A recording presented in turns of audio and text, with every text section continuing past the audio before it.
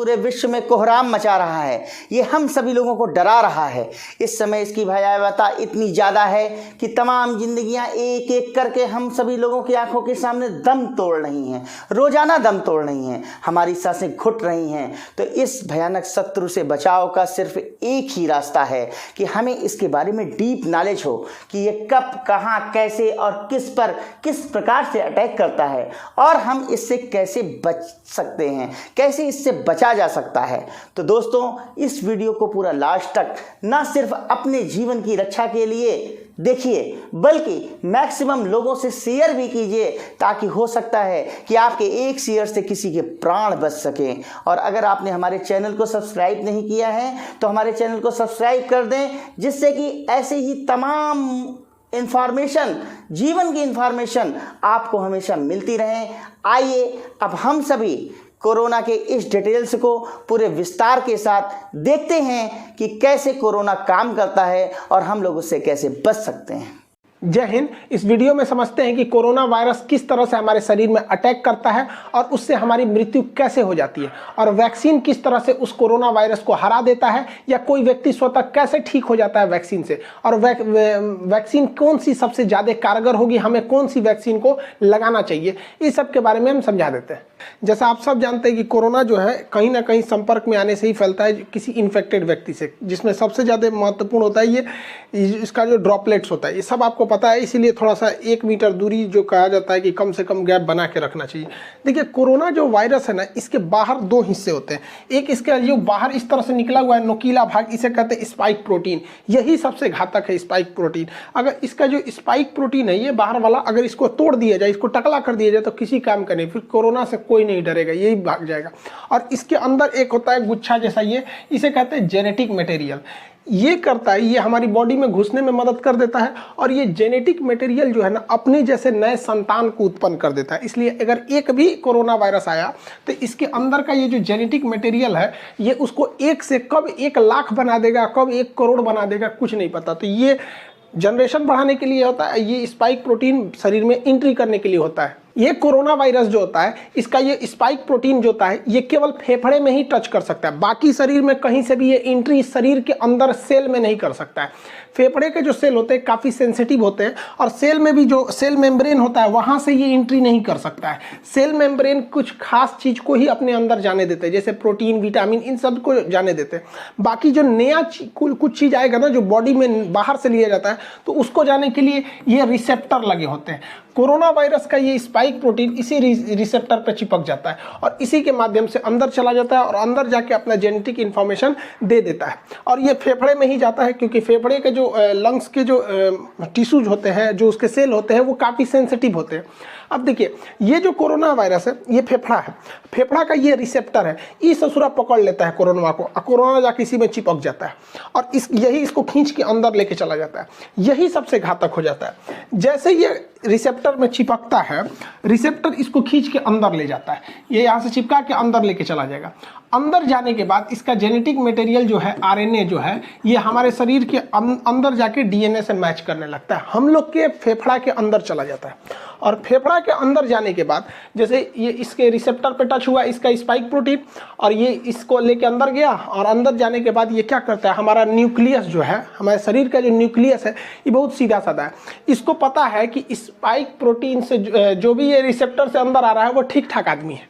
तो इस ससुरा जो कोरोना है, इस सीधे जाके पूछता है न्यूक्लियस से कि फोटोकॉपी मशीन कहाँ है, कहाँ है वो फोटोकॉपी मशीन जिससे नए नए चीज़ों के बनते हैं। तो हमारे शरीर में फोटोकॉपी मशीन का काम करता है राइबोसोम। ये राइबोसोम धड़ाधड़ फोटोकॉपी करता है, किस चीज़ का, तो प्रोटीन का। तो हमारे शरीर में धड़ाधड़ प्रोटीन निर्माण करने का काम करता है यही राइबोसोम। अब देखिए, फोटोकॉपी मशीन की एक खराबी है, इस पर कौन सा पेपर रखे हैं ये उसी का कॉपी करेगा, इसको नहीं पता कि कॉपी क्या हो रहा है।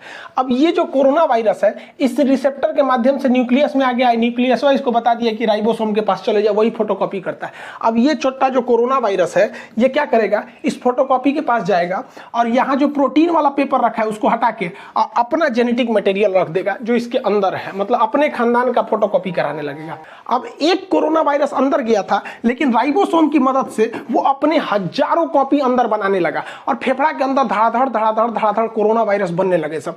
अब हमारा ही बॉडी उसको कोरोना वायरस बना रहा है। सोचिए, हमारा खुद का फेफड़ा, हमारा खुद का राइबोसोम जो कल तक प्रोटीन का फोटोकॉपी करता था, उसके स्कैनर से प्रोटीन हटा के आरएनए, ये कोरोना वाला ने अपना आरएनए रख दिया, उसी का फोटोकॉपी कर रहा है। तो इसको रेप्लिकेशन कहा जाता है। बहुत तेजी से बढ़ते हैं सब यहाँ पर। अब पूरे फेफड़े में ना ये कोरोना वायरस घूमने लगते हैं। तो हमारे शरीर का जो इम्यून सिस्टम है कहते हैं ये कौन चीज है रे, ये कौन चीज आ गया यहाँ पर। पूरा इम्यून सिस्टम कंफ्यूजन में हो जाता है, उसको पता नहीं चलता है कि है कौन, लेकिन ये समझ जाता है कि ठीक आदमी नहीं है, इसको मारना चाहिए। तो हमारे शरीर का जो इम्यून सिस्टम है ये इसको लगता है मारने, धड़ धड़ धड़ धड़ धड़ मार काट करता है। तो हमारे शरीर को पता ही नहीं चल रहा, हम लोग ऐसे घूम रहे हैं आराम से, हम लोग के फेफड़ा में मार धाड़ चल रहा है। हमारा एंटीबॉडी जो है, ये हमारा इम्यून सिस्टम धड़ धड़ मार रहा है इसको। तो हम लोग को बुखार आना चालू हो जाता है, क्योंकि हमारे शरीर का ये डिफेंस मैकेनिज्म है कि जब भी अंदर मार धाड़ चलती है तो बुखार हो जाता है, ताकि वो टेम्परेचर से कोई नए नए छोटे मोटे वायरस वगैरह ऐसे मर जाए। लेकिन इस ससुरा मरता नहीं है यहाँ पे, अरे मारे जा रहा है, मर ही नहीं रहा है यहाँ पे। तो न्यूक्लियस कहता है कि रे आप बकलोलवा, वो मारने से नहीं मरेगा, यहाँ फोटोकॉपी होके धड़ाधड़ निकल रहा है, इसकी कमी ही नहीं कर सकते तुम मार के। तो ये कहता है कि भैया तो हम कौन सी करें। तो न्यूक्लियस इसको बताता है हमारे इम्यून सिस्टम को कि एक काम करो, तुम एंटीबॉडी बनाओ, क्योंकि इसको घुसने से रोको। क्योंकि अगर ये घुस जाएगा ना, एगो तो घुस के अपना फोटोकॉपी बना ही रहा है, इसको घुसने से रोको। तो ये कहता है कि क्या करे, ही रिसेप्टरवा नोच देगा। तो ये कहता है अरे भैया ओकरा मत नोच, एके नोच देगा ना तो कब वो दवाई खाएगा तो दवाइयों अंदर नहीं जाएगा। एक काम करना, इसी को बर्बाद कर दो। इसका जो खोपड़िया है, इसको खोपड़िया को कैसे भी बर्बाद करो। तो खोपड़िया का जो चिपकने वाला ना, उसका थुथुरा कूच दिया जाता है। तो थुथुरवा कूचने के लिए एक एंटीबॉडी होता है। तो हमारे शरीर का डिफेंस मैकेनिज्म एक एंटीबॉडी बनाता है। ये एंटीबॉडी जाके इसके मुंह से सट जाता है, मुंह से चिपक जाएगा। देखिए यहाँ जाके चिपक गया, ये ऐसे चिपक गया, ऐसे चिपक गया। तो ये चिपक जाते हैं सब। तो वो जैसे चिपक जाएगा तो वो इससे नहीं सट पाएगा। अब इसके स्पाइक प्रोटीन जो हमारे फेफड़े के रिसेप्टर से सट रहा था, अगर एंटीबॉडी शरीर में बनने लगेगा तो जाके चिपक जाएगा इसकी स्पाइक प्रोटीन से, और वो चिपक नहीं पाएगा। बस इसी तरह कोरोना सही हो जाता है। जिसके शरीर में एंटीबॉडी बनने लगा, वो एंटीबॉडी जाके किससे चिपकेगा, कोरोना वायरस के यहाँ पर जो स्पाइक प्रोटीन है उससे, और इस सिस्टम को लॉक कर देगा। अब ये लॉक कर देगा तो ये वाला इसमें जा नहीं पाएगा। लेकिन इस ससुरा कोरोना के बाहर बहुत ज़्यादा स्पाइक प्रोटीन है, तो बहुत ज़्यादा मात्रा में एंटीबॉडी होना चाहिए, तभी ना ये सबको लॉक करेगा। अभी देखिए ना, 1 2 3 4 5 पाँचों को लॉक कर पाया। इस ससुरा कहीं ना कहीं से सट के घुस जाएगा। इसलिए हमारे शरीर में एंटीबॉडी ज़्यादा बनना चाहिए। देखिए यहाँ पे खूब ज़्यादा मात्रा में एंटीबॉडी बना है, ये सब देखिए एंटीबॉडी। तो जिसके शरीर में ज़्यादा एंटीबॉडी बना, वो कोरोना जैसे आया, एंटीबॉडी बन गया, धड़ाधड़ कोरोना का मुंह में बंद कर दिया, अरे चुप ससुराना, तो तू सट के अंदर घुस जाएगा। और जिसमें ये एंटीबॉडी नहीं बन पाया वही लोग मर जाते हैं। तो कहा जाता है जिसका इम्यून अच्छा होगा, अच्छा होने का मतलब वो एंटीबॉडी ज़्यादा बना देगा, कोरोना का मुंह चिपका देगा, थाप दिया, चल चुपचाप रहो यहाँ पे, अब वो बच जाएगा यहाँ पे। अब आपको एक बात समझ में आ रही होगी हल्का हल्का कि वैक्सीन क्या करेगा। वैक्सीन कुछ नहीं करेगा, बल्कि वैक्सीन इसी एंटीबॉडी को बनाएगा ताकि यह एंटीबॉडी कोरोना के स्पाइक प्रोटीन पर जाके सट जाए और उसका मुंह बंद कर दे। अगर मुंह बंद हो गया तो कोरोना हमारे शरीर के रिसेप्टर से टच होके अंदर नहीं जा पाएगा, वो ऐसे ही ऊपर घूमते घूमते अपने से मर जाएगा। तो वैक्सीन का यही मेन काम हो गया कि वैक्सीन जैसे हमारे शरीर में लग जाता है तो इतना ज़्यादा हमारे शरीर में एंटीबॉडी बन जाता है कि ये एंटीबॉडी कोरोना को चारों ओर से घेर लेता है। कहता है कि आओ सट जाओ हमारे में, तो चारों ओर से ये एंटीबॉडी सट जाता है। जब एंटीबॉडी सट जाएगा तो कोरोना के जितने स्पाइक प्रोटीन है उसका मुंह बंद हो जाएगा, हमारे शरीर में एंट्री नहीं मार पाएगा, दूसरा कोई काम नहीं है। जैसे देखिए ये एक ह्यूमन सेल है, अब इसमें क्या है, कोरोना वायरस का स्पाइक प्रोटीन फंस गया है, लेकिन जब उसमें न्यूट्रलाइज किया गया एंटीबॉडी देकर तो ये एंटीबॉडी जाके इससे सट गया है। ये एंटीबॉडी सट गया, अब ये इससे डायरेक्ट टच में नहीं आ सकता है, तो हमें कोरोना नहीं होगा। यही काम होता है हमारे वैक्सीन का। अब इसमें इतना टाइम क्यों लग गया? तो देखिए, वैक्सीन बनाने में सबसे बड़ा था कि इसके अंदर का जेनेटिक मटेरियल जो फोटोकॉपी कर रहा था वो क्या है पता करने के लिए। तो बाद में पता चला कि वो आरएनए है। देखिए, हमारे शरीर में डीएनए होता है, डाईऑक्सीराइबोज न्यूक्लियोटाइड। डीएनए जो होता है वो 2 धागा का बना होता है यहाँ पर देखिए, और आरएनए जो होता है वो केवल सिंगल हेलिक्स होता है, सिंगल धागा का बना होता है आरएनए। तो जितने वायरस होते हैं वो आरएनए होते हैं, ज्यादातर वायरस आरएनए। अब आरएनए को बनने में ज्यादा टाइम नहीं लगता है, खटाखट आरएनए बनता है, जबकि डीएनए बनने में टाइम लगता है। तो वायरस जो है बड़ा जल्दी जल्दी बनने लगते हैं सब यहाँ पे। तो वैज्ञानिकों ने इसी आरएनए को पकड़ के निकाला, इसलिए जितना वैक्सीन है सब वैक्सीन को आरएनए वैक्सीन, एमआरएनए वैक्सीन कहा जाता है। तो इस कोरोना का जो आरएनए है उसे वैज्ञानिकों ने निकाल लिया। अब देखिए, हम लोग में तो डीएनए पाया जाता है, तो डीएनए नहीं है। देखिए, डीएनए आरएनए में अंतर नहीं, एक उखाड़ दीजिए इसका तो क्या बन जाता है? आरएनए बन जाता है। तो डीएनए से आरएनए बनाया जा सकता है, उखाड़ के नोच लीजिए बस क्या बन जाएगा? आरएनए बन जाएगा। तो वैज्ञानिकों को कोरोना वायरस का आरएनए मिल गया। तो कोरोना कैसा वायरस है? एक आरएनए वायरस है, बस हमको ये मिल गया। अब वैज्ञानिकों ने क्या किया, इस आरएनए वायरस को केमिकल से कमजोर करके इसका नकल कर लिया, और इसे नकल करके जैसा इसके अंदर आरएनए था वैसे ही आरएनए को इंजेक्शन से हमारे बॉडी के अंदर भर दिया। और जैसे बॉडी के अंदर भरा तो बॉडी के अंदर क्या पहुंच गए सब? ये कोरोना वायरस। बट ये ओरिजिनल तो है नहीं, ये तो लैब में इन्होंने आरएनए से बनाया है, ओरिजिनल नहीं है।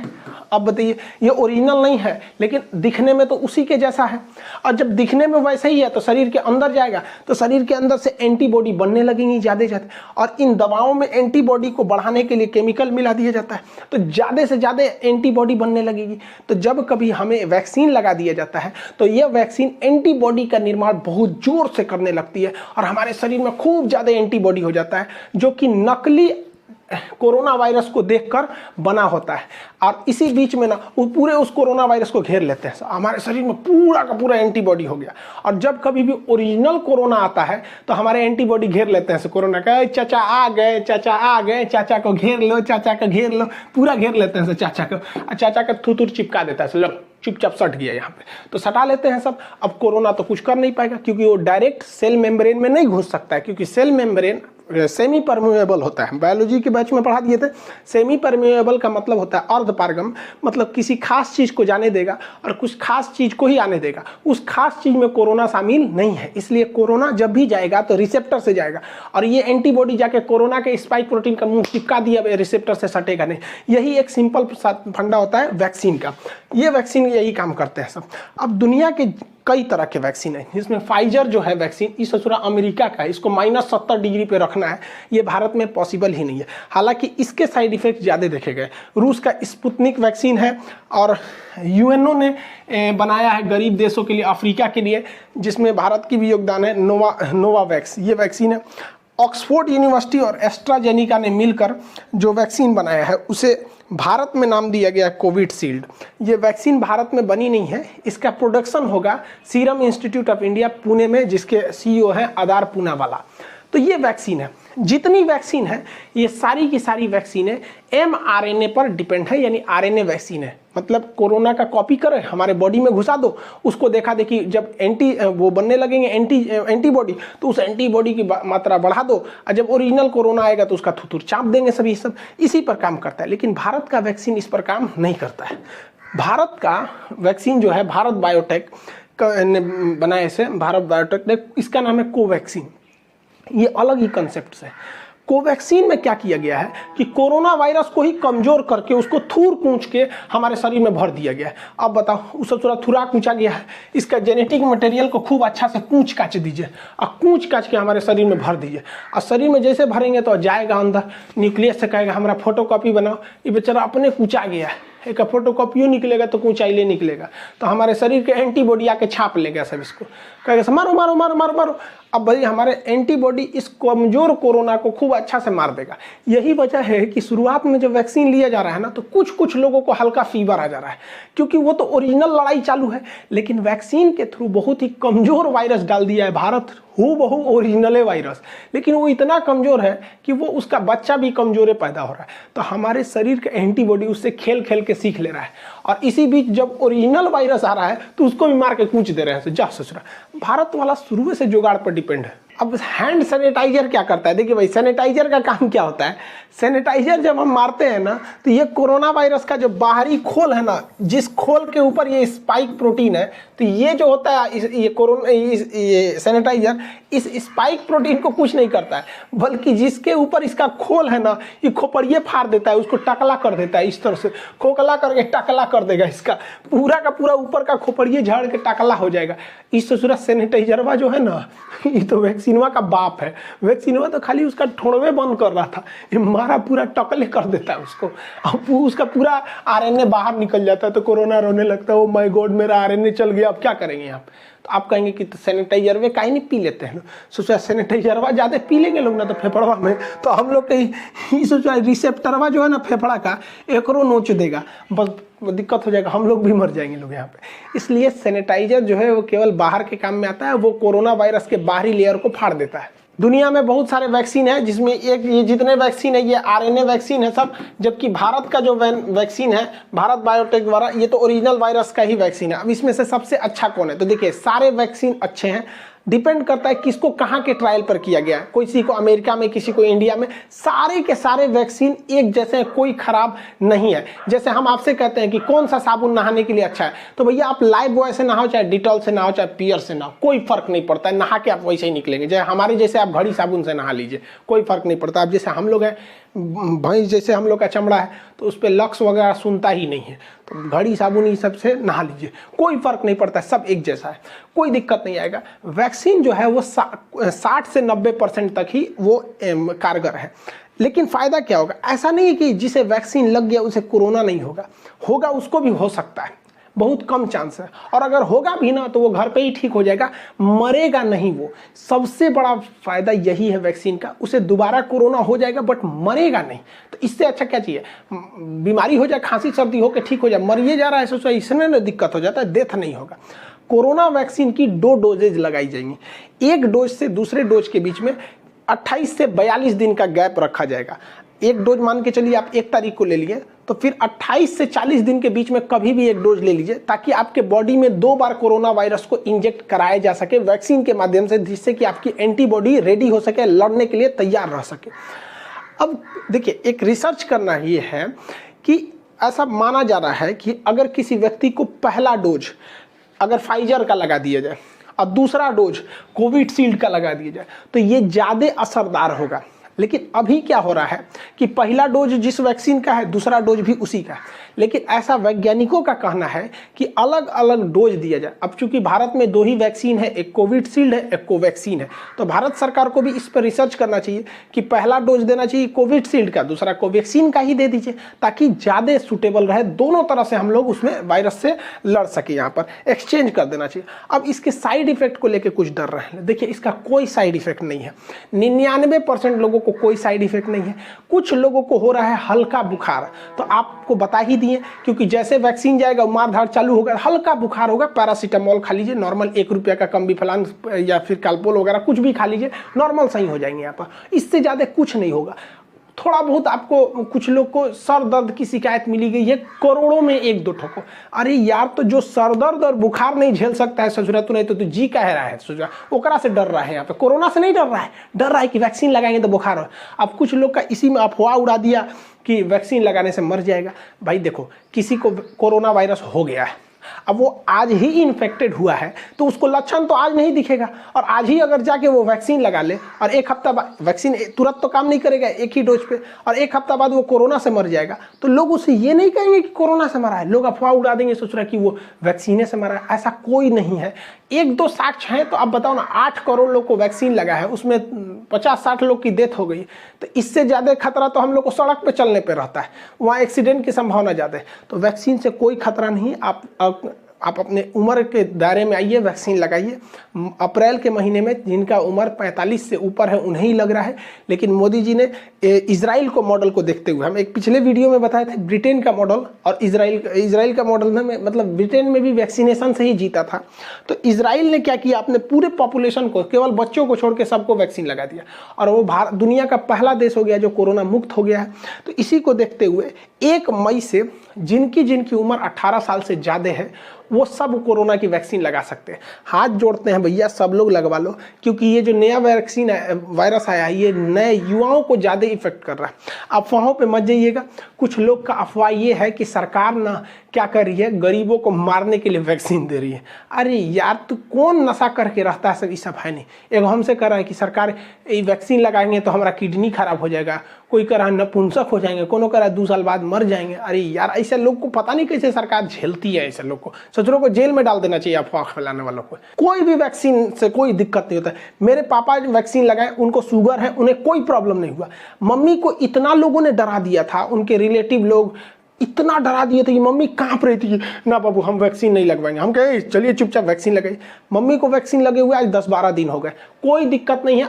अब वो सबको समझाती है, नहीं लगा लो। और जो लोग मेरी मम्मी को डराते थे ना, अब मेरी मम्मी को देख के बाकी सब लोग लगा लेंगे यहाँ पे। तो आप लोग भी जागरूक होइए।